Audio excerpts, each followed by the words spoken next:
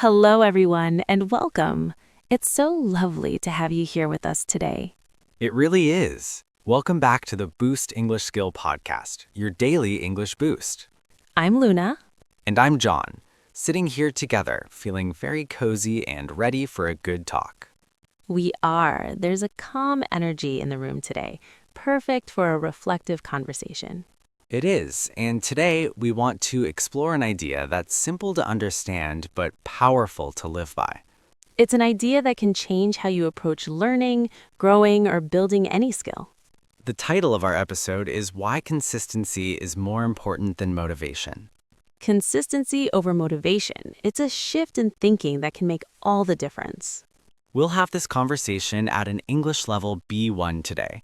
That means clear, natural sentences and everyday storytelling.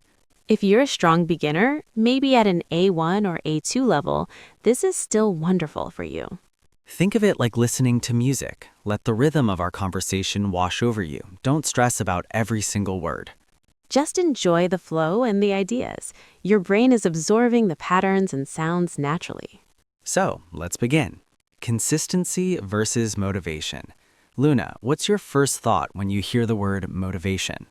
I think of a wave, a big, powerful wave of feeling that lifts you up and pushes you forward. Yes, that wave. It feels amazing. You're suddenly full of energy and bright ideas. You feel like you can conquer anything. You make big plans, you feel unstoppable. But the thing about waves is they always crash. They come to the shore and then they're gone. And then you're left on the beach waiting for the next big wave to come. Exactly. If you only move when the wave of motivation is there, you'll spend most of your time just waiting. Consistency is different. It's more like the tide.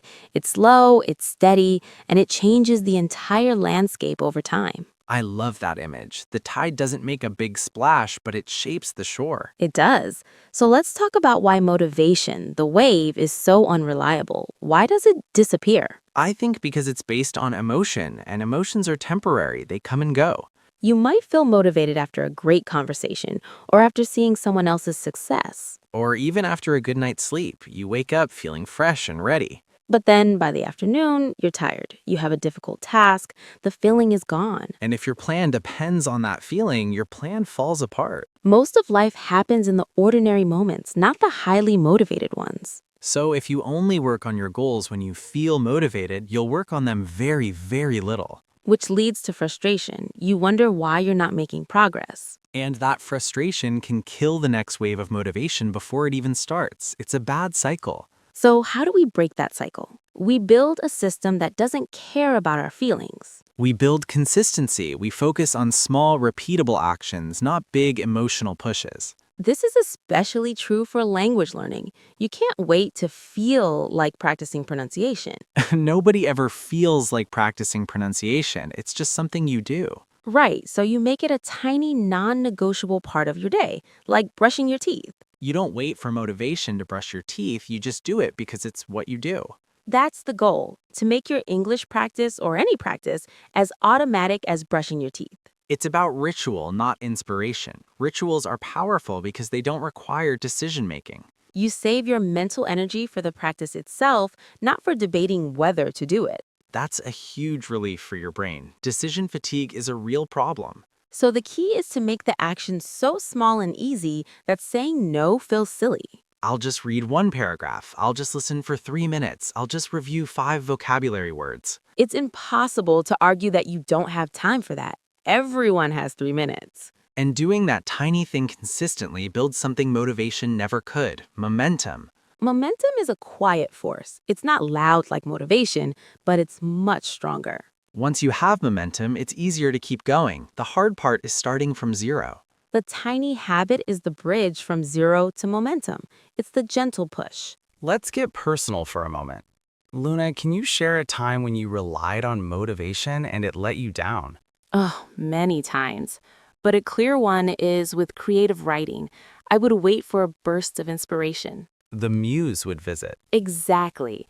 I'd wait for that perfect, quiet afternoon where I felt poetic and deep. And how often did that afternoon happen? Almost never. Life is noisy, so I wouldn't write for weeks or months. And how did that make you feel about writing? It made it feel like a special, fragile thing. It felt stressful. I was afraid of not being inspired. So what changed? I committed to writing 3 sentences, just 3, every morning with my coffee, No matter how you felt. no matter what. Some days it was 3 terrible sentences, but I showed up.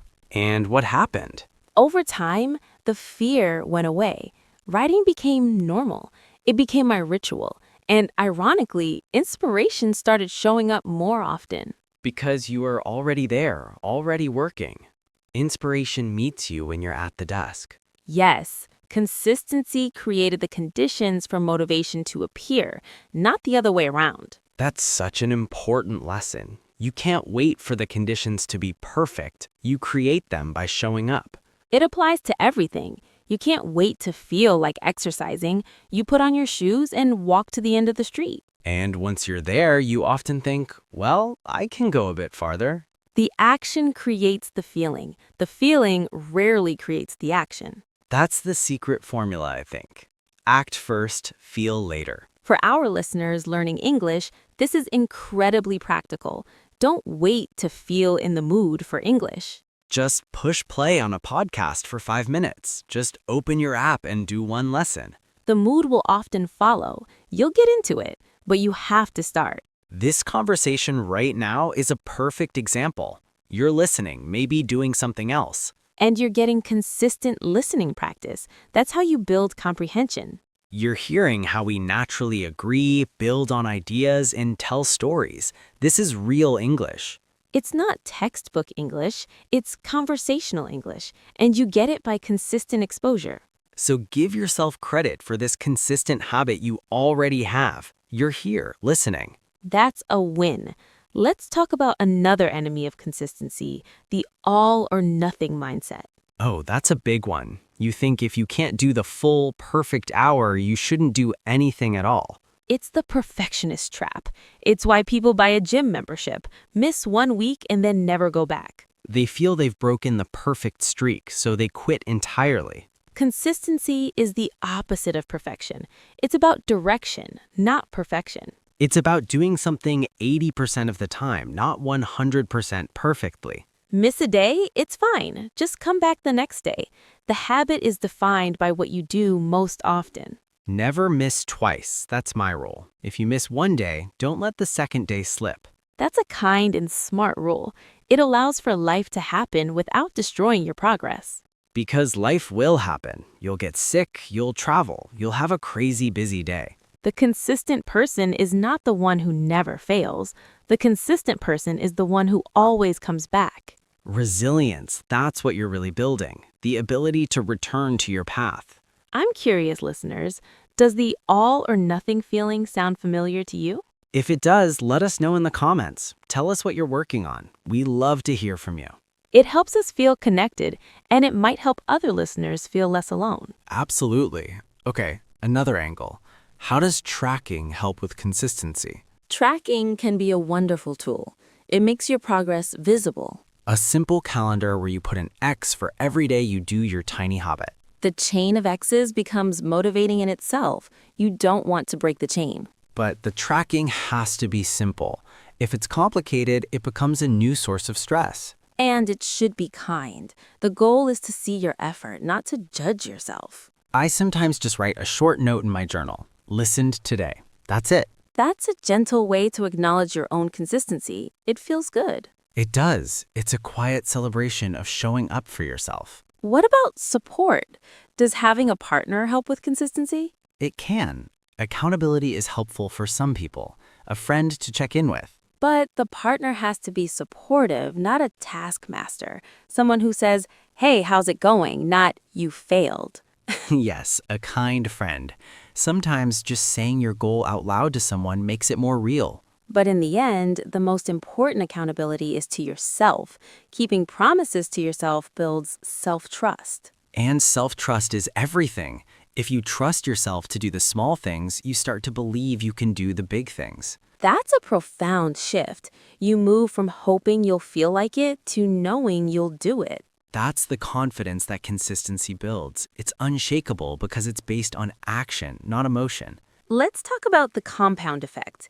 This is where consistency becomes magical. The compound effect. Small actions repeated add up to enormous results over time. Like interest in a bank account. You put in a little bit every day and it grows without you even noticing. Learning 10 words a week seems small, but that's over 500 words in a year. Listening for 10 minutes a day is over 60 hours of listening practice in a year. That's massive. That's how you go from a beginner to an intermediate speaker. And it happens so gradually, you might not even see the change day to day. But then you look back after 6 months and you're shocked at how much you understand. That's the power of consistency. It's the power of patience. We live in a world that wants quick results, so patience is a superpower. Being consistent in a world of distractions is a quiet act of rebellion.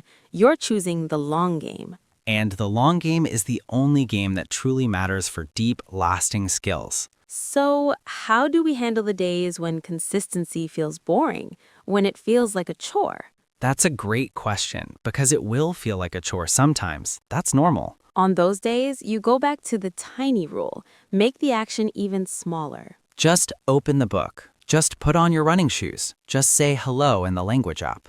The goal is to maintain the ritual, not to achieve a big outcome on that day.